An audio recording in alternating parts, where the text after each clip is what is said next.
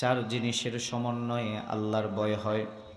এক নম্বর হলো আল খাউফু মিনাল জালিল, আল্লাহকে ভয় করার নাম হলো তাকওয়া। সব কাজে আল্লাহকে ভয় করতে হবে। আল্লাহ আমাকে দেখতেছে, আল্লাহ আমার দিকে চেয়ে আছে, এটার নাম হলো তাকওয়া। দুই নম্বর হলো ওয়ালা আমালু বিত্তানজিল, এই কোরআনে কারীম আল্লাহ তাআলা আমাদের জন্য যা নাজিল করেছেন, আমাদের জন্য যা পাঠিয়েছেন, সবগুলাকে পরিপূর্ণভাবে আমল করার নামেই হলো তাকওয়া। সুবহানাল্লাহ বলি। আপনি কোরআনের কিছু অংশ মানবেন, কিছু অংশ মানবেন না, আপনি পূর্ণাঙ্গ মুত্তাকি হতে পারবেন? আল্লাহ বলেন তাকওয়াবান হতে হলে আমার এই কোরআনকে পূর্ণাঙ্গ মেনে নিতে হবে। সুবহানাল্লাহ। হযরত আলী বলছেন। তিন নম্বর অল কনাআতু বিল কলিল, যারা অল্পে সন্তুষ্ট হয়। আল্লাহ আপনাকে যতটুকু দিয়েছে এর উপরে যারা সন্তুষ্ট থাকে, শুকরিয়া আদায় করে, রবের প্রতি যারা খুশি থাকবে, হযরত আলী বলেন এই ব্যক্তিকে আল্লাহ মুত্তাকি হিসাবে কবুল করে নেবেন। সুবহানাল্লাহ। চার নম্বর ওয়াল ইস্তিআদাদু লিয়াউমির রহিল, আল্লাহর যে বান্দাবান্দি দুনিয়াতে থাকা অবস্থায় আখিরাতের প্রস্তুতি গ্রহণ করে, মরণের প্রস্তুতি গ্রহণ করে, কবরের প্রস্তুতি গ্রহণ করে, পরকালীন জীবনের প্রস্তুতি গ্রহণ করবে, হযরত আলী বলেন এই লোকটাই হলো পূর্ণাঙ্গ মুত্তাকি। সুবহানাল্লাহ বলি। এখন প্রশ্ন হতে পারে যে হুজুর এটা কিভাবে বুঝবো? আবু দাউদ শরীফের হাদিস, হযরত ইবনে ওমর রাদিয়াল্লাহু তাআলা আনহু থেকে বর্ণিত, তিনি বলেন একজন লোক এসে হঠাৎ করে আল্লাহর রাসূলকে প্রশ্ন করতেছে, ইয়া রাসূলুল্লাহ, ইয়া হাবিবাল্লাহ, আকিয়াসুন নাস ওয়া আহজামুন নাস, ওগো নবীজি, দুনিয়াতে সবচেয়ে বুদ্ধিমান লোক কারা, সবচেয়ে চালাক লোক কারা? রাসূল বলেন, হে আমার উম্মতেরা শুনে রাখো, সবচেয়ে বুদ্ধিমান হলো ক্বালা আকসারুহুম যিকরাল লিল মাউত ওয়া ইস্তিআদাদাল লিল মাউত, যে দুনিয়াতে বেশি বেশি মরণের কথা স্মরণ করে এবং মরণের প্রস্তুতি গ্রহণ করে, সেই হলো বুদ্ধিমান। সুবহানাল্লাহ বলে। এখন প্রশ্ন যে হুজুর মরণের আবার প্রস্তুতি কি, আখেরাতের প্রস্তুতি কি? এক কথায় জবাব হলো মরণ, আখেরাতের পরকালের প্রস্তুতি হলো সমস্ত নেক আমল। সুবহানাল্লাহ বলি। বলেন সমস্ত কি? কারণ জানা নাই কোন আমলটা আল্লাহর কাছে কবুল হয়ে যায়। কারণ পৃথিবীতে এমন কোনো মানুষ পাবেন না যে বলতে পারবে আমি আমার আমল দিয়ে জান্নাতে যাব। পৃথিবীতে এমন কোনো মানুষ পাবেন না যে বলতে পারবে আমি আমার নামাজ দিয়ে জান্নাতে যাব। পৃথিবীতে এমন কোনো মানুষ পাবেন না যে বলতে পারবে আমি আমার রোজা দিয়ে, হজ দিয়ে, যাকাত দিয়ে, দান সদকা দিয়ে জান্নাতে যাব। কেউ এই কথা বলার সুযোগ নাই আমি আমার ইবাদত দিয়ে জান্নাতে যাব। একমাত্র আল্লাহ যদি দয়া না করে আমাদের কারো উপায় নাই। ঠিক না বেঠিক? নবীরা পর্যন্ত পাগল হয়ে যাবে, সেজদায় পড়ে যাবে, দয়া করবেন কে? আল্লাহ। এটা হলো হযরত আলী রাদিয়াল্লাহু তাআলা আনহুর বক্তব্য। রাসূলের আরেকজন বিশিষ্ট সাহাবী হযরত আব্দুল্লাহ ইবনে মাসউদ রাদিয়াল্লাহু তাআলা আনহু থেকে বর্ণিত, তিনি বলেন তাকওয়া হলো তিন জিনিসের নাম। বলেন কয় জিনিস? তিন জিনিস। এক নম্বর, নবী বলেন আইয়ুতা আল্লাহ ফালা ইউসা, যে সব সময় আল্লাহর আনুগত্য করে, কখনো আল্লাহর নাফরমানিমূলক কোনো কাজ করে না, সেই হলো মুত্তাকি। সুবহানাল্লাহ বলে। যারা সব সময় আল্লাহর হুকুমের বাস্তবায়ন করে, নাফরমানি করে না। এখন প্রশ্ন যে সদা সর্বদা কোন সম্প্রদায় পৃথিবীতে আল্লাহর হুকুম পালন করে, কখনো আল্লাহর নাফরমানি করে না? সব সময় কোন জাতি সব সময় আল্লাহর হুকুমের বাস্তবায়ন করে, নাফরমানি করে না? এটার জবাব হলো ফেরেশতা। বলেন এটা জবাব কি?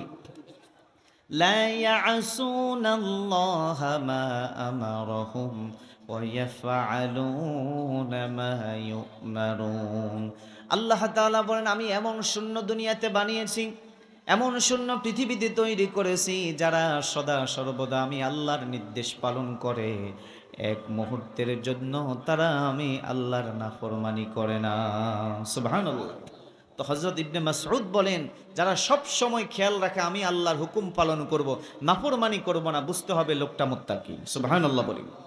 দুই নম্বর তিনি বলেন ওয়া আইয়াশকুরা ফালা ইউকফার, দুই নম্বর, যে সব সময় আল্লাহর শুকরিয়া আদায় করে, কখনো আল্লাহর নাফরমানি করে না, আল্লাহর কৃতজ্ঞতা আদায় করে, কখনো অকৃতজ্ঞ হয় না। সুস্থ অবস্থায় আল্লাহর শুকর আদায় করে, অসুস্থ অবস্থায় আল্লাহর শুকর আদায় করে, ভালো থাকলেও আল্লাহর শুকর আদায় করে, মন্দ থাকলেও শুকর আদায় করে। এজন্য আমার মুসলমান বাবারা, আমরা সুস্থ থাকি অসুস্থ থাকি সব সময় শুকরিয়া আদায় করব কার? কেউ যদি আমাকে জিজ্ঞেস করে ভাই কেমন আছেন, আমরা অনেক সময় মনের কষ্টে যন্ত্রণায় বলি এই কোনো রকম আরই না মরি বাঁচি আছি, কই নেই না, এভাবে বলা ঠিক না। আমরা বলি যত বিপদ আপদ মুসিবত সব আমার উপর দিয়ে যা, অনেক সময় আছে না নাই, অসহ্য হয়ে এই সমস্ত কথা বলে না, এটা ঠিক না। আমি সুস্থ থাকি অসুস্থ থাকি মুসিবতে থাকি, যে হালতে থাকি, যখন আমাকে জিজ্ঞেস করবে তুমি কেমন আছো, অজান্তেই বলে দিব ইনশাআল্লাহ আলহামদুলিল্লাহ আমি ভালো আছি। কি বলবো? আলহামদুলিল্লাহ ভালো আছি। তাহলে এই আলহামদুলিল্লাহর বরকতে আপনি অসুস্থ মুসিবতে দেখবেন আল্লাহ আপনাকে সুস্থ করে দিবেন। সুবহানাল্লাহ। আল্লাহ আমাদেরকে বুঝার তৌফিক দান করুন, জোরে বলি আমি। 3 নম্বর তিনি বলছেন তাকওয়া হলো ওয়ায়ুযকারু ফালা ইউনসা। তাকওয়া যারা সর্বদা আল্লাহকে স্মরণ করে, এক মুহূর্তের জন্য আল্লাহকে ভুলে না, আল্লাহর স্মরণ যার ভিতরে সব সময় আছে সেই হলো মুত্তাকি। সুবহানাল্লাহ। তাহলে সর্বহালতে স্মরণ করতে হবে কাকে? তাহলে আপনি মুত্তাকি হতে পারবেন। কি বলেন, ঠিক না বেঠিক? এই ব্যাপারে আমি হাদিসে জিবরিল থেকে আপনাদেরকে বোঝানোর জন্য একটা হাদিস শোনাই। হাদিসে জিবরিল নামে একটা হাদিস আছে, লম্বা হাদিস, বুখারী মুসলিম শরীফের বর্ণনায় হাদিসটি এসেছে।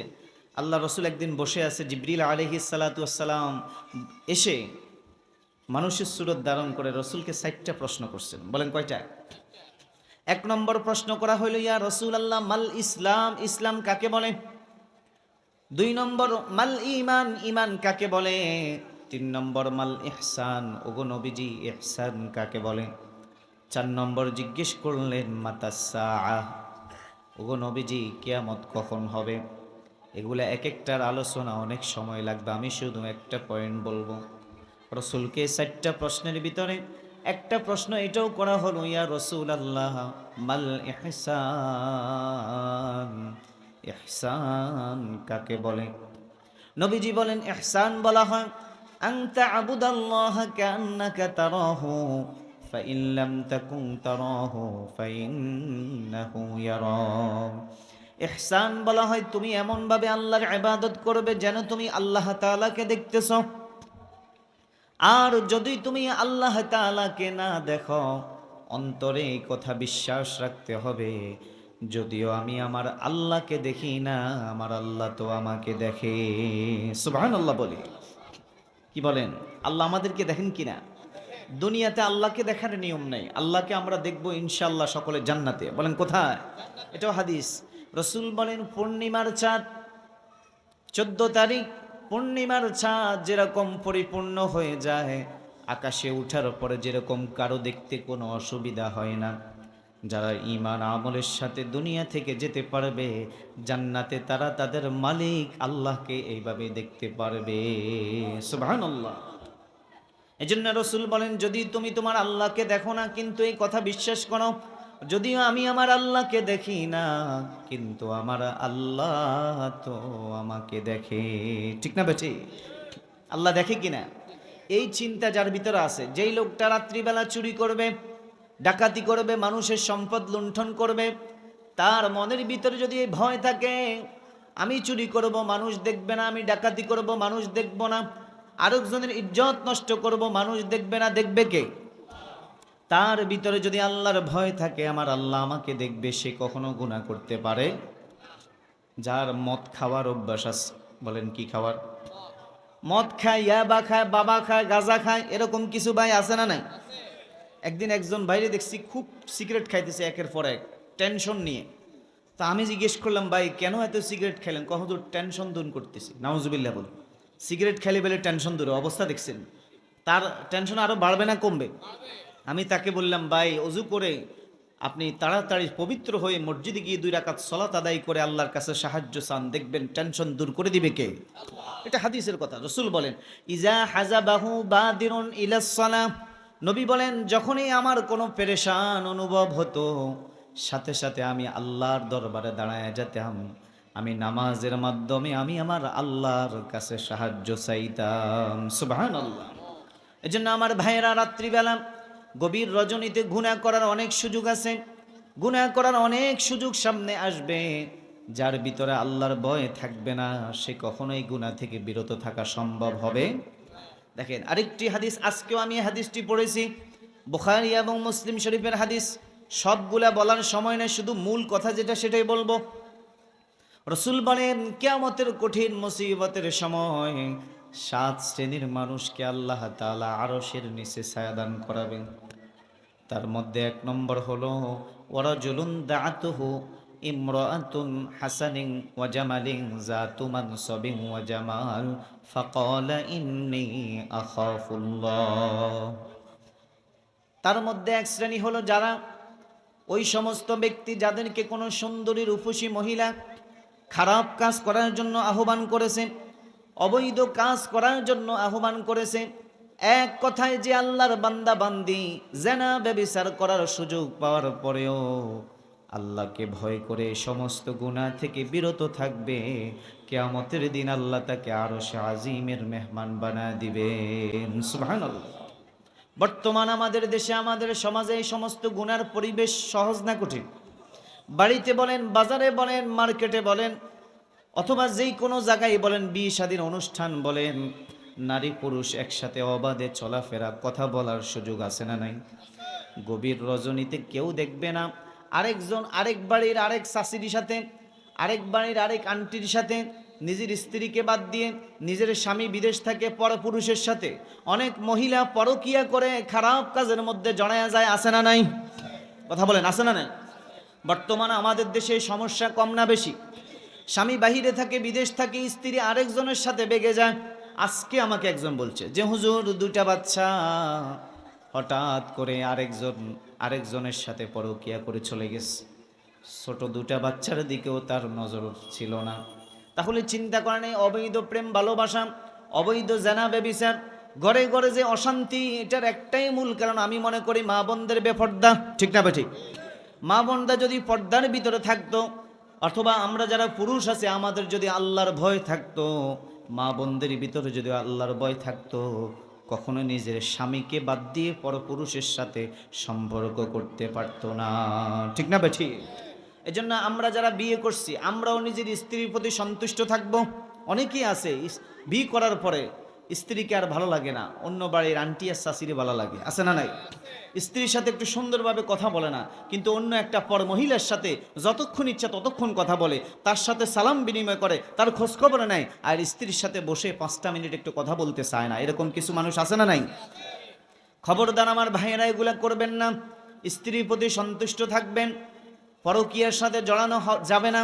কারণ দুনিয়াতে আমরা এটাকে স্বাভাবিক বিষয় মনে করি না, এটা কোনো সাধারণ বিষয় না, এটা কবিরা গুনাহ, কবিরা গুনাহ, কবিরা গুনাহ। এটার কারণে আমাকে আপনাকে জাহান্নামের আগুনে জ্বলতে হবে। ঠিক না বেঠিক?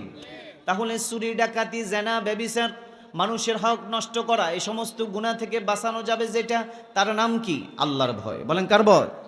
যারা আল্লাহকে ভয় করে, যারা আল্লাহকে ভয় করে, তারাই একমাত্র এগুলা থেকে বেঁচে থাকতে পারবে। দেখেন কোরআনের কথা আল্লাহ বলেন, ইন্নাল্লাযীনা তাকাউ ইযা মাসসাহুম তাইফাতুম মিনাশ শাইতানি তাযাক্কারু ফাইযা হুম মুবসিরুন। জোরে বলুন আল্লাহু আকবার।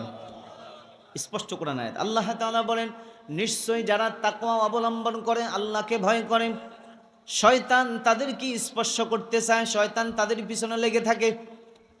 আমরা যারা নামাজ পড়ি, রোজা রাখি, কোরআন তেলাওয়াত করি, সত্য পথে ভালো পথে চলার চেষ্টা করি, আমাদের পিছনে শয়তানের চেষ্টা কম না বেশি? আমরা অনেক সময় হাসি খেলে বলি যে মাদ্রাসা যারা পড়ে এদের পিছনে ইবলিস আসলটা থাকে, বলি কি না? যারা কোরআন হাদিস পড়ে এদের পিছনে আরো বড়টা লাগা থাকে। কারণ একজনকে গোমরা করতে পারলে অনেক মানুষ গোমরা হয়ে যাবে। আজ যে নামাজ পড়ে না, রোজা রাখে না, আল্লাহর হুকুম মতো চলে না, শয়তান তার কাজ দিয়েও কি, সে তো শয়তান থেকেও বেড়ে গেছে। এই জন্য আমার ভাইয়েরা যারা নামাজ পড়েন, কোরআন তেলাওয়াত করেন, জিকির আজকার করেন, আল্লাহর হুকুম মতে নবীর আদর্শ মতে চলেন, আপনাকে আমাকে খুব হুঁশিয়ারের সাথে চলতে হবে। কারণ শয়তান সবসময় আমাদের পিছনে আছে, যে কোনো সময় পাদে ফেলে আমাকে গুনাতে জড়ানোর সম্ভাবনা আছে। ঠিক না বেঠি? এই জন্য আল্লাহ বলেন, যারা আল্লাহকে ভয় করবে, ইজা মাসসাহুম তাইফাতুম মিনাশ শাইতান, যখন শয়তান তাকে গুনার দিকে আকৃষ্ট করবে, তাকে স্পর্শ করতে আসবে, ওই যে আল্লাহকে ভয় করতেছে, তাজাক্কারু, সাথে সাথে আল্লাহর কথা তার স্মরণ হয়ে যাবে। সুবহানাল্লাহ। আল্লাহকে ভয় করার কারণে আল্লাহ যদিও সাময়িক সে গুনার কাছে যাইতেছে, হঠাৎ আল্লাহ তাকে খেয়াল করে দিবে, এই তুমি কোন দিকে যাইতেছো, এটা তো গুনাহ। সুবহানাল্লাহ বলি। ফাইদা হুম মুবসিরুন, তখন সে তার চোখ কান নাক সব খুলে যাবে, চোখে দেখবে যে এই কাজটা তো ঠিক না, আমি যে কাজের দিকে অগ্রসর হইতেছি এটা তো গুনার কাজ, শয়তানের কাজ, তাগুতের কাজ। আমাকে করতে হবে আল্লাহর কাজ, আমাকে করতে হবে ইসলামের কাজ, আমাকে করতে হবে দ্বীনের কাজ, আমাকে করতে হবে জান্নাতের কাজ। ঠিক না বেঠি? আল্লাহ আমাদেরকে এইভাবে চলার তৌফিক দান করুন, জোরে বলি আমিন। যাই হোক, যে বিষয়ে আমি আলোচনা করছি এ বিষয়ে কয়েক ঘন্টা আলোচনার বিষয়, আমি সার সংক্ষেপভাবে আপনাদেরকে আগাইতেছি। কোরআনে কারীমে সমস্ত মানুষদেরকে উদ্দেশ্য করে আল্লাহ তাআলা বলেছেন, ইয়া আইয়ুহান নাসুত্তাকু রাব্বাকুমুল্লাযী খালাকাকুম মিন নাফসিন ওয়াহিদা ওয়া খালাকা মিনহা যাওজাহা ওয়া বাসসা মিনহুমা রিজালান কাসীরা। আল্লাহ তাআলা বলেন, হে জগতের মানুষ, সমস্ত মানুষদেরকে বলতেছে, তোমরা তোমাদের রবকে ভয় করো, যিনি তোমাদেরকে একজন মানুষ থেকে সৃষ্টি করেছেন, আর ওই একজন থেকে তিনি আরেকজনকে বানিয়েছেন, তিনি হলেন আমাদের মা হাওয়া আলাইহিস সালাতু ওয়াস সালাম। যিনি তোমাদেরকে আদম হাওয়া থেকে বানিয়েছেন সেই আল্লাহকে তোমরা ভয় করো। সুবহানাল্লাহ। কার নির্দেশ? কোরআনে কারীমে এখানে তো সমস্ত মানুষদেরকে বলেছেন, এবার আল্লাহ তাআলা সরাসরি ইমানদারদেরকে বলতেছে। সূরা আলে ইমরানের 102 নম্বর আয়াত, আল্লাহ তাআলা বলেন, ইয়া আইয়ুহাল্লাযীনা আমানুত্তাকুল্লাহা হাক্কা তুকাতিহি ওয়া লা তামুতুন্না ইল্লা ওয়া আনতুম মুসলিমুন। জোরে বলুন আল্লাহু আকবার। আল্লাহ তাআলা বলেন, হে ইমানদারগণ, আমানুত্তাকুল্লাহ, তোমরা যারা ঈমান এনেছো আমি আল্লাহকে ভয় করো, হাক্কা তুকাতিহি, ভয় করার মতো ভয় করো, যথাযথভাবে ভয় করো, যথাযথভাবে আল্লাহকে ভয় করতে হবে। খবরদার মুসলমান না হয়ে মৃত্যুবরণ করো না। সুবহানাল্লাহ বলে আল্লাহ আমাদেরকে মুসলমান হতে বলছেন, তার মানে মুসলমান নামের নাম নয়, মুসলমান হলো কাজের নাম। যথাযথভাবে আল্লাহর হুকুম, আল্লাহর নির্দেশ পালন করলেই মুসলমান হওয়া যাবে। ঠিক না বেঠিক? কোরআনে কারীমে অসংখ্য আয়াতে এভাবে আল্লাহ তাআলা বলেছেন। এবার আল্লাহ তাআলা বিশেষ করে তার যত নবী পয়গম্বর আছে, নবীদেরকে উদ্দেশ্য করে আল্লাহ তাআলা জানিয়ে দিয়েছেন, নবীগণ তার উম্মতদেরকে বলেছেন। আমি কয়েকটা নবীর কথা আপনাদেরকে শোনাই। 1 নম্বর, আল্লাহ তাআলা বলেন, ইজ ক্বালা লাহুম আখুহুম হুদুন আলা তাত্তাকুন। আল্লাহ তাআলা বলেন, স্মরণ করো ওই সময়ের কথা যখন হুদ আলাইহিস সালাম তার ভাইদেরকে বলছে, তোমরা তাকওয়া অবলম্বন করো, আল্লাহকে ভয় করো। একইভাবে আল্লাহ তাআলা বলছেন, ইজ ক্বালা লাহুম আখুহুম নূহুন আলা তাত্তাকুন। স্মরণ করো ওই সময়ের কথা যখন নূহ আলাইহিস সালাম তার ভাইদেরকে তাকওয়ার কথা বলেছে, তোমরা তাকওয়া অবলম্বন করো। একইভাবে আল্লাহ বলছেন, ইজ ক্বালা লাহুম আখুহুম সালিহুন আলা তাত্তাকুন।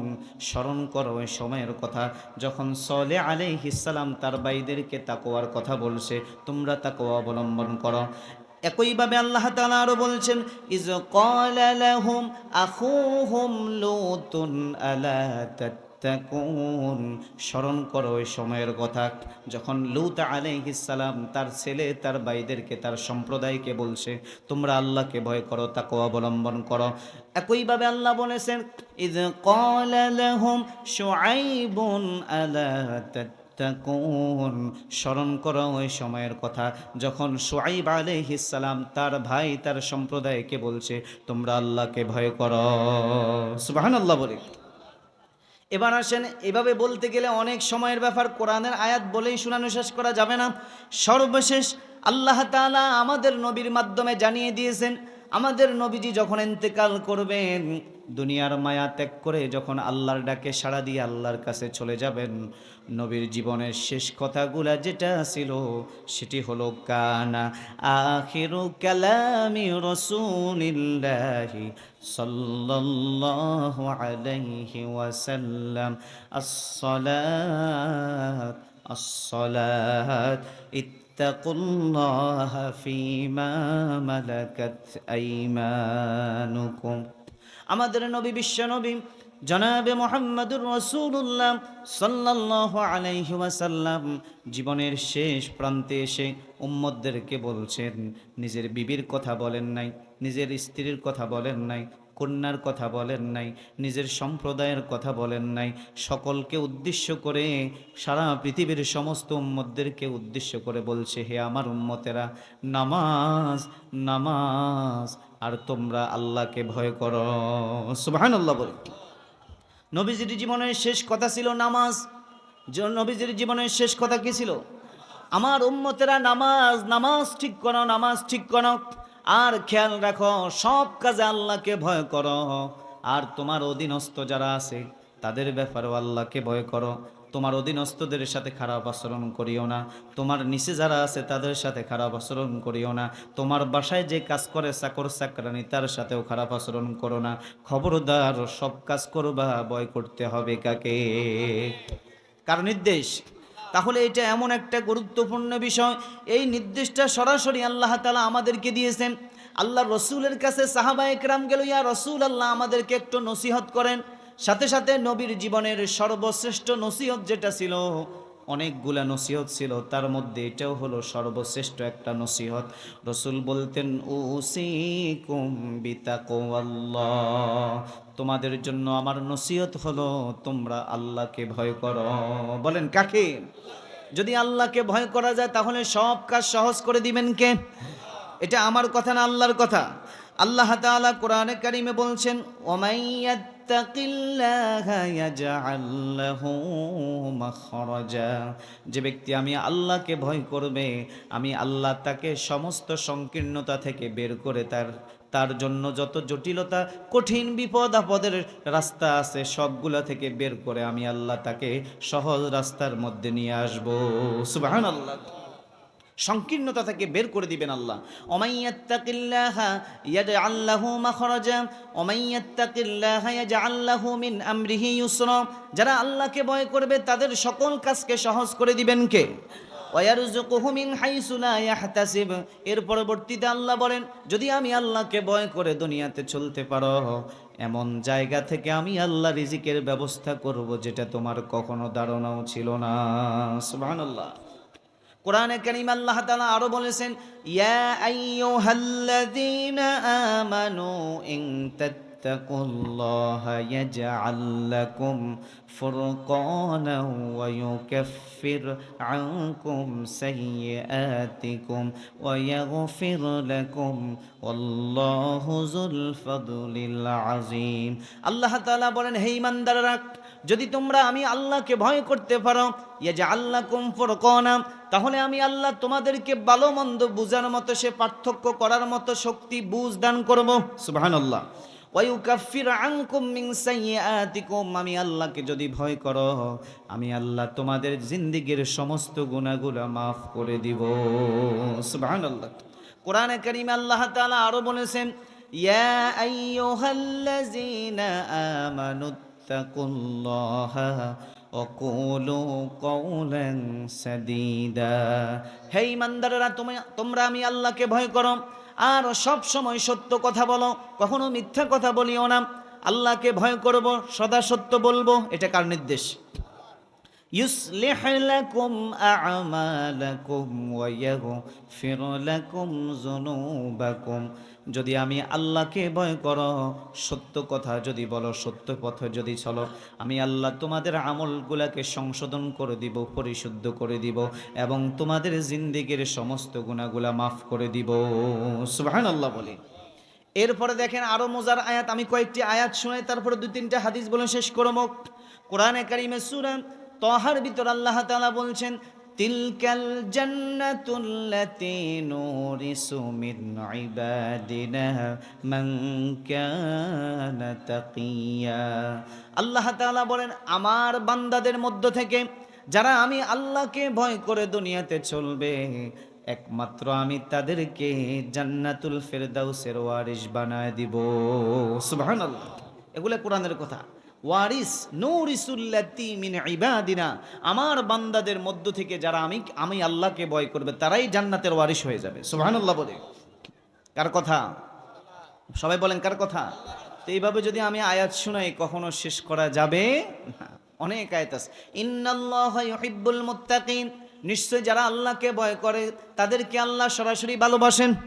তাদেরকে কে ভালোবাসেন? আল্লাহ ভালোবাসেন। এবার আসেন আমি দুই একটি কথা আপনাদেরকে শোনাই। হাদিসে পাকে এসেছে, বনি ইসরাইলের মধ্যে 3 জন লোক রাস্তা দিয়ে যাইতেছে, হঠাৎ করে প্রচুর জ্বর শুরু হয়ে গেছে। লম্বা হাদিস, আমি সংক্ষিপ্তভাবে বোঝার জন্য বলতেছি। প্রচণ্ড জ্বর শুরু হয়ে গেছে, জ্বরের তীব্রতা এবং বৃষ্টিও শুরু হয়ে গেছে।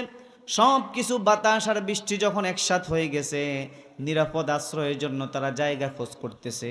যেহেতু মরুভূমির দেশ ছিল, গাছপালা ছিল না, এজন্য পাহাড়ের উপরে এক জায়গায় তারা একটা গুহার ভিতরে আশ্রয় গ্রহণ করলো। অনেকেই প্রসিদ্ধ ঘটনাটা জানান, আমি বোঝানোর জন্য বলতেছি।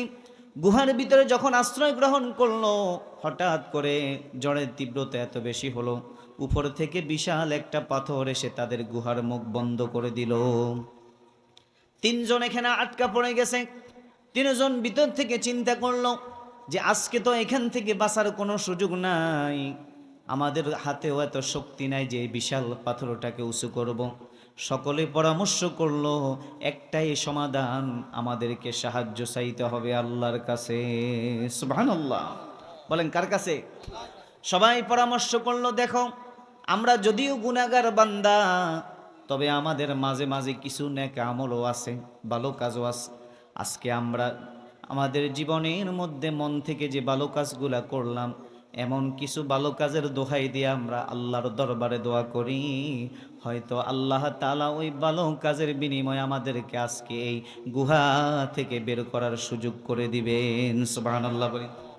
একজন ব্যক্তি দোয়া করা আরম্ভ করে দিল, আয় আল্লাহ, আমি সংক্ষেপে বলতেছি, আয় আল্লাহ, আপনার কাছে আমার অনুরোধ, আমার ছোট ছোট বাচ্চা ছিল, এই ছোট ছোট বাচ্চাগুলোর জন্য আমি দিনভর পরিশ্রম করে টাকা পয়সা উপার্জন করে তাদের জন্য খাবার আনতাম, প্রতিদিন তাদের খাবারের আয়োজন করতাম।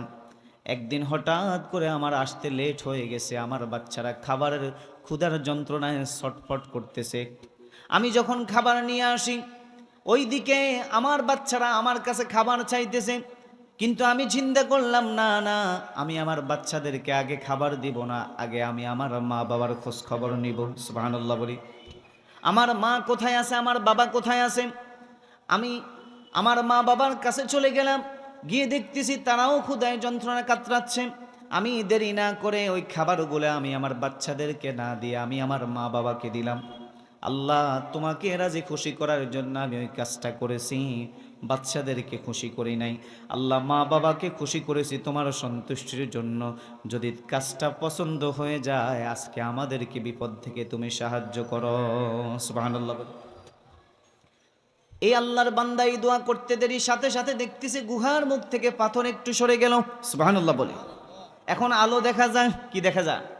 ভাই, এখান থেকে শিক্ষা গ্রহণ করতে হবে। আজকে আমাদের মা বাবা যাদের আছে, আমরা তাদেরকে অনেক অবহেলা করি। একটু বড় হয়ে গেলে আর মা বাবাকে আমরা কদর করি না, চিনি না। আর একটা বিয়ে করতে পারলে তো কথাই নাই, মা বাবার আর দাম থাকে না। স্ত্রীকে এত প্রাধান্য দিয়ে দিই, মা বাবাকে ভুলে যাই। ঠিক না বেঠিক? খবরদার, আমার মূল কথা এটা খেয়াল রাখতে হবে, মা বাবাকে সন্তুষ্ট রাখতে গিয়ে স্ত্রীকে ভোলা যাবে না, আবার স্ত্রীকে সন্তুষ্ট রাখতে গিয়ে মা বাবাকেও বাদ দেওয়া যাবে না। কথা কি বুঝছেন? তাহলে আমাদেরকে সমতা বন্টন করতে হবে। স্ত্রীর হক স্ত্রীর কাছে, মা বাবার হক মা বাবার কাছে। এমন আচরণ আমাদেরকে করতে হবে, আমরা যারা পুরুষ আছি, স্ত্রীকে রাজি করতে গিয়ে মা বাপকে ছাড়া যাবে না, মা বাবার খোঁজ খবর নিতে। কারণ মা বাবা যদি সন্তুষ্ট থাকে, আল্লাহ আমাদের প্রতি সন্তুষ্ট থাকবেন। ঠিক না বেটি? মা বাবা যদি আমাদের প্রতি অসন্তুষ্ট থাকেন, আমাদের প্রতি অসন্তুষ্ট হবেন কে? এজন্য আমার ভাইয়েরা, কখনো মা বাবাকে কষ্ট দিব না, মা বাবার খেদমত করব, মা বাবার সাথে ভালো আচরণ করব। স্ত্রীর সাথে যদি মা বাবার অমিল থাকে, প্রয়োজনে আলাদা করে দেন, তারপরেও মা বাবাকে বলবেন না। স্ত্রীর হক স্ত্রীকে দেন, মা বাবার হক মা বাবাকে দেন। মা বাবাকে কিছু দিতে গিয়ে কখনো স্ত্রীকে জিজ্ঞাসা করবেন না, কারণ সে তো আপনার মা বাবা। স্ত্রীর কথা মতো মা বাবার সাথে আচরণ করবেন না। আল্লাহ তাআলা আমাদের সবাইকে মা বাবার খেদমত করার তৌফিক দান করুন, জোরে বলি আমিন। ওই ব্যক্তি মা বাবার দোহাই দিয়ে দোয়া করেছে, কবুল করছেন কে? 2 নম্বর, রসুল বলেন, আমি সংক্ষেপে বুঝার জন্য বলতেছি। এক ব্যক্তি বলতেছে, আয় আল্লাহ, আমার অনেক টাকা পয়সা ছিল, আমার অধীনে অনেক লোক কাজকর্ম করত। আল্লাহ, একজন ব্যক্তি কাজ করার পরে সে আমার থেকে তার পাওনা না নিয়ে চলে গেছে। অনেক দিন হয়ে গেল, সে আর পাওনা নেওয়ার জন্য আসে নাই, আমারও তার সাথে আর দেখা হয় নাই। এখন আমি চিন্তা করলাম, তার এই পাওনাগুলা দিয়ে আমি কি করব। তখন আমি তার এই পাওনা টাকা দিয়ে ব্যবসা শুরু করলাম। ব্যবসা করতে করতে আমার তার পাওনা টাকার অনেক ব্যবসার মধ্যে এমনভাবে বরকত হলো, অনেকগুলা গরু, অনেকগুলা উট, অনেকগুলা বকরি জমা হয়ে গেল। অনেক দিন পরে সে যখন আমার কাছে আসলো, আসার পরে আমি তাকে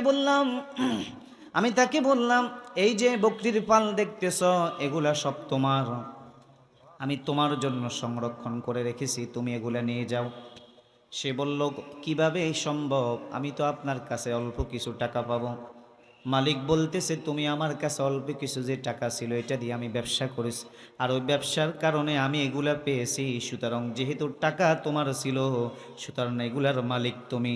যাও, আমি একসাথে সবগুলা তোমাকে দিয়ে দিলাম, কারণ হাসরের ময়দানে যাতে আমি আল্লাহর কাছে ধরা না খাই। সুবহানাল্লাহ। লোকটা বলতে চাই, আল্লাহ, আমি যদি আপনাকে রাজি খুশি করার জন্য এই কাজটা করে থাকি, তাহলে আজকের এই বিপদ থেকে আমাদেরকে রক্ষা করেন। আল্লাহর কাছে যখন দোয়া করলো, সাথে সাথে আল্লাহ তাদের দোয়া কবুল করলেন। এবার দেখতেছে গুহা থেকে পাথর আর একটু সরে গেল। সুবহানাল্লাহ বলে। তৃতীয় ব্যক্তি বলতে চাই, আল্লাহ, আমার একটা চাচাতো বোন ছিল, অনেক সুন্দরী, আমি তার প্রেমে পড়ে যাই। শেষ পর্যন্ত আমি তাকে আমার মনের বাসনা পূরণ করার জন্য খারাপ প্রস্তাবনা পেশ করি। আমার চাচাতো বোন ছিল একজন নেককার মহিলা, সে অনেক অভাব অনটনে দিন যাপন করত। একদিন আমার কাছে এসেছে অভাবে পড়ে কিছু সহযোগিতার জন্য। আমি তাকে বলছি, তুমি যদি আমার মনের বাসনা পুরা করো, তাহলে আমি তোমাকে যা যা প্রয়োজন সব সহযোগিতা করব। সে বলতে চাই, আল্লাহ, আমি আমার ওয়াদা মতো তাকে সহযোগিতা করলাম।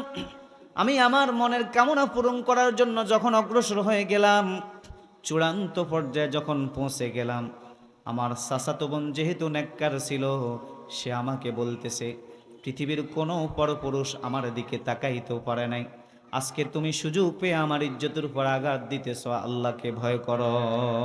সুবহানাল্লাহ। তুমি কি আল্লাহকে দেখো না? আল্লাহকে ভয় করো। ওই লোক বলতেছে, আল্লাহ যখনই আপনার কথা আমাকে স্মরণ করিয়ে দিয়েছে, আল্লাহকে ভয় করো, দুনিয়ার কেউ দেখবে না। গভীর রজনীতে অবৈধ কাজ যদি আমি করি, জেনা ব্যভিচার যদি আমি করি, দুনিয়ার কেউ দেখবে না, জানবে না, কিন্তু যিনি আমাকে আপনাকে বানিয়েছেন, আমার আল্লাহ, তিনি তো দেখে। ঠিক না বেঠিক? লোকটা বলতেছে, আল্লাহ, আমি আপনাকে ভয় করে, আপনাকে রাজি খুশি করে, আপনার সন্তুষ্টির জন্য আমি ওই গুনার কাজটা থেকে ফিরে আসলাম। ফিরে এসে আমি আমার চাচাতো বোনকে যে সহযোগিতা করলাম, এটাও আর ফিরে নিলাম না, তাকে দান করে দিলাম। আল্লাহ, কাজটা যদি আপনার জন্য করে থাকি, তাহলে আজকে আমাদেরকে বিপদ থেকে রক্ষা করেন। সুবহানাল্লাহ। তৃতীয় ব্যক্তির দোয়ার বরকতে আল্লাহ তাআলা সাথে সাথে গুহার মুখ থেকে অটোমেটিক পাথরটাকে সরায়া দিলেন। সুবহানাল্লাহ। এগুলো হাদিসের কথা। তাহলে এই হাদিস থেকে আমাদেরকে শিক্ষা গ্রহণ করতে হবে, আল্লাহকে ভয় করতে হবে। আল্লাহকে ভয় করলে বিপদ থেকে রক্ষা করবেন কে? বলেন, বিপদ থেকে রক্ষা করবেন কে? ইন্নাল্লাহা মাআল্লাযীনা ইত্তাকাও ওয়াল্লাযীনা হুম মুহসিনুন। আল্লাহ বলেন, তোমরা যদি আমি আল্লাহকে ভয় করো, স্বয়ং আমি আল্লাহ তোমাদের সাথী হয়ে যাব। সুবহানাল্লাহ। আরেকটি কথা বলে আমি আলোচনা শেষ করব। আমিরুল মুমিনিন হযরত ওমর ফারুক রাদিয়াল্লাহু তাআলা আনহু, উনি যখন আমিরুল মুমিনিন ছিলেন, আমাদের দেশের মতো একটা দেশ নয়, বাংলাদেশের মতো প্রায় 200 দেশকে যদি এক জায়গায় জমা করা হয়, হযরত ওমরের রাজত্ব তার চাইতে আরো অনেক বেশি ছিল। সুবহানাল্লাহ বলি। আমিরুল মুমিনিন রাত্রিবেলায় গভীর রজনীতে প্রজাদের খোঁজ খবর নিতেন। তাহাজ্জুদের নামাজ আদায় করে বাহির হয়ে গেলেন। কার কি খোঁজ খবর? বাহির হওয়ার পরে রাস্তা দিয়ে যাইতেছে, হঠাৎ করে শুনতেছে ঘর থেকে 2জন ব্যক্তির আওয়াজ শোনা যায়।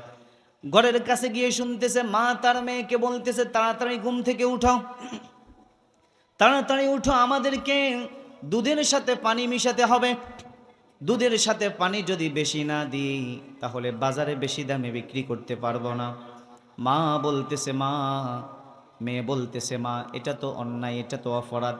আমিরুল মুমিনিনের নির্দেশ, কোনোভাবে মানুষের সাথে ধোঁকাবাজি করা যাবে না, তাহলে শাস্তি আছে। কারণ নবী বলছেন, মান গস্যা ফালাইসা মিন্না, যে আমার উম্মতকে ধোঁকা দিবে সে কখনো আমার উম্মত হতে পারে না। নাউজুবিল্লাহ বলি। মা, আপনি যে কথা বলেছেন আমিরুল মুমিনিন শুনলে আমাদেরকে শাস্তি দিবে। মা বলতেছে, আরে আমিরুল মুমিনিন হযরত ওমর, তার রাজপ্রাসাদ তো আমাদের থেকে অনেক দূরে। এত রাত্রিতে, এই ভোরবেলা ভোর রাত্রিতে অন্ধকারের ভিতরে আমিরুল মুমিনিন কিভাবে জানবে? সে তো জানবেও না, দেখবেও না। মেয়ে মাকে বলতেছে, মা, আমিরুল মুমিনিন ওমর ফারুক রাদিয়াল্লাহু তাআলা আনহু যদিও আমাদেরকে না দেখে, আল্লাহু ইয়ারানা, আমার আল্লাহ তো আমাদেরকে দেখে। সুবহানাল্লাহ বলে। আমিরুল মুমিনের চোখ ফাঁকি দেওয়া যাবে, আল্লাহর চক্ষুকে ফাঁকি দেওয়া যাবে না। হযরত ওমর রাদিয়াল্লাহু তাআলা আনহু মা মেয়ের কথোপকথন শুনে চলে গেলেন। পরের দিন সকালবেলা রাজ দরবারে ওমর রাদিয়াল্লাহু তাআলা আনহু মা মেয়েকে খবর নিয়ে গেলেন। এবার মা মেয়ে তো ভয়ে আতঙ্কিত হয়ে গেলেন, না জানি গত রাত্রের কথা হযরত ওমর জেনে গেছে কিনা। দেখেন আজকের সমাজে আমাদের কিছু ভাইয়েরা যারা দুধ বিক্রি করে, দুধের সাথে পানি মিশায় কি মিশায় না? কথা বলেন, মিশায় কি মিশায় না? এটা যে ধোঁকাবাজি হারাম হবে এতে কোনো সন্দেহ। আপনার দুধ যদি খাঁটি দুধ হয়, আপনি 100 টাকার জায়গায় 120 টাকা নেন, বলে নেন, তারপরও মিথ্যার আশ্রয়, ধোঁকার আশ্রয় নিয়ে মানুষের সাথে প্রতারণা করার কোনো সুযোগ। যারা ব্যবসায়ী বাইরা আছেন, মিথ্যা কথা বলে ব্যবসা করবেন না, ওজনে কম দিবেন না, খাদ্যে ভেজাল দিবেন না, মিথ্যা কসম করে পণ্য বিক্রি করবেন না, তাহলে আপনার সমস্ত উপার্জন কিন্তু হারাম হয়ে যাবে। ঠিক না ঠিক? মা মেয়ে যখন ওমর রাদিয়াল্লাহু তাআলা আনহুর দরবারে গেলেন, ওমর রাদিয়াল্লাহু তাআলা আনহু বলতেছে, আপনারা চিন্তা করবেন না, গত রাত্রের সমস্ত সব কথা আমি নিজের কানে শুনেছি, আপনারা ভয় পাবেন না। মা, আমি আপনাকে খবর দিয়েছি, আপনার যে উপযুক্ত মেয়ে আপনার সাথে যে কথাগুলো বলেছে, ওই মেয়েটার সাথে আমি আমার ছেলের বিবাহ দিতে চাই। সুবহানাল্লাহ বলে। কি দিতে চাই?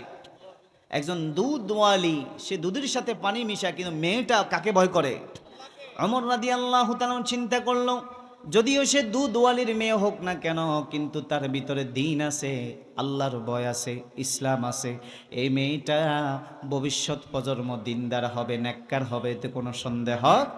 বিয়ে দিয়ে দিলেন। সেই ঘর থেকে ওমর ইবনে আব্দুল আজিজ দুনিয়াতে এসেছেন। সুবহানাল্লাহ। তাহলে আমার ভাইরা এখান থেকেও শিক্ষা গ্রহণ করতে হবে। নবীজি বলছেন, তুনকাহুল মারআতু লিআরবা, বুখারী মুসলিম শরীফের হাদিস। 4টা জিনিস দেখে বিয়ে করবা। বলেন কয়টা? 1 নম্বর হলো অলি হাসাবিহা, তার দন, তার বংশ দেখে তাকে বিয়ে করবে। অলি জামালিহা, তার সৌন্দর্য দেখে বিয়ে করবে, এবং তার ধন সম্পদ দেখে বিয়ে করবে।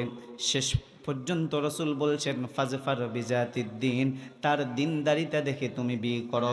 যদি দিনদারিতাকে তুমি প্রাধান্য দাও, তাহলে আল্লাহ তাআলা তোমাকে সব কিছু দিয়া দিবেন। সুবহানাল্লাহ। যারা বিয়ে করেন না, সৌন্দর্য কম হোক, টাকা পয়সা কম হোক, বংশমর্যাদা কম হোক, কিন্তু মেয়েটার ভিতরে, ছেলেটার ভিতরে দ্বীন আছে, ইসলাম আছে, তাকওয়া আছে, আল্লাহর ভয় আছে, এটা নিয়ে সংসার করেন, দেখবেন আপনার ঘন্টা জান্নাতে পরিণত হয়ে যাবে। ঠিক না ঠিক? এটাও বুখারী শরীফের হাদিস। এজন্য বলছি, আদ-দুনিয়া কুল্লুহা মাতা, রসুল বলেন দুনিয়ার সব কিছুই হলো ভোগ সামগ্রী, অখায়রুল মাতাউদ দুনিয়া আল মারআতুস সলিহা, আর সারা দুনিয়ার ভিতরে সর্বশ্রেষ্ঠ সম্পদ হলো একজন নেককার স্ত্রী। সুবহানাল্লাহ। যার ঘরে নেককার ভালো মহিলা আছে তার ঘরটা জান্নাতি পরিবেশ হয়ে আছে, আর যার ঘরে স্বামী স্ত্রী মিললে তার ঘরটা জাহান্নামে পরিণত হয়ে গেছে। ঠিক না বেঠিক? এজন্য আমরা আল্লাহর কাছে দোয়া করব, আমরা তাকওয়ার জিন্দেগি যাপন করব। এজন্য রসুল বলছেন, তিনবার বলিস না আত্তাকওয়া হা হুনা, আত্তাকওয়া হা হুনা, আত্তাকওয়া হা হুনা। তাকওয়া হলো অন্তরে। বলেন কোথায়? অন্তরে। অন্তর থেকে ভয় করতে হবে কাকে? সব কাজে, শয়নে স্বপনে, যে হালতে থাকি আমি খেয়াল করব আমার আল্লাহ আমাকে দেখতেছে, আল্লাহ আমার দিকে চেয়ে আছে। যেখানে যাই জানবে কে? আল্লাহ। এই জন্যে আল্লাহকে আমরা সর্বহালতে ভয় করে যদি চলতে পারি, ইনশাআল্লাহ আমাদেরকে গুনাহ থেকে বাঁচা অনেক সহজ হয়ে যাবে ইনশাআল্লাহ। নামাজ ছাড়ার কোনো সুযোগ হবে না, ঘুষ খাওয়ার সুযোগ হবে না, ফর্দার খেলাফ চলার সুযোগ হবে না, কারণ আমাদেরকে দেখেন কে? আল্লাহর কাছে দোয়া করি আল্লাহ আমাদেরকে তাকওয়া ভিত্তিক জীবন যাপন করার তৌফিক দান করুন। আল্লাহুম্মা ইন্নী আসআলুকাল হুদা ওয়াত তুকা ওয়াল আফাফা ওয়াল গিনা। সবাই বলেন আমিন। তাকওয়ার জিন্দেগি যাপন করব, আল্লাহকে ভয় করব। আল্লাহ আমাকে সহ আমাদের সবাইকে কবুল করেন, আমল করার তৌফিক দান করুন। এই মাহফিলকে আল্লাহ কবুল করুন। যারা কষ্ট করে বুদ্ধি দিয়ে পরামর্শ দিয়ে এই এলাকার আপমর জনতা, আমার যুবক ভাইরা সহ যারা সহযোগিতা করছে, আমরা সবার জন্য দোয়া করি যে সুন্দর পরিবেশ তারা সাজিয়েছেন, আল্লাহ তাদের দুনিয়া আখিরাতকে সুন্দর করে দিন। জোরে বলি না আমিন? সবাই বলেন আমিন। আল্লাহ আমাদেরকে জীবনের শেষ আমলটা বেশি থেকে বেশি নেক আমল করার তৌফিক দান করুন। জীবনের শেষ নামাজটা জামাতের সাথে আদায় করার তৌফিক দান করুন। জোরে বলি আমিন। হাজা মা ইনদি ওয়াল ইলমু ইনদাল্লাহ আলাইহি তাওয়াক্কালতু ওয়া ইলাইহি মুনীব। সুবহানাকাল্লাহুম্মা ওয়া বিহামদিকা আশহাদু আল্লা ইলাহা ইল্লা আনতা আস্তাগফিরুকা